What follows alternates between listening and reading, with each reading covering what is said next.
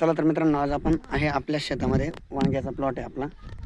आणि त्या वांग्याच्या प्लॉटमध्ये बदल काय झाला आहे ते दाखवायचं आहे. मी एक लाईनीला सेपरेट पेस्टिसाईडचं ग्रोवर ड्रिप नावाने ज्या पेस्टिसाईड मुळीसाठी ते सोडलं आहे. बघा ही लाईन पूर्णची पूर्ण केवढी आहे आणि एकाच शेतात आहे, असं काही नाही की दुसऱ्या शेतामध्ये.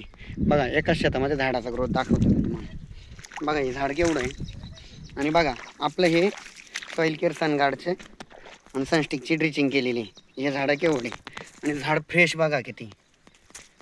बघा ह्या झाडाला पानं किती आहे हे तुम्हीच मोजा.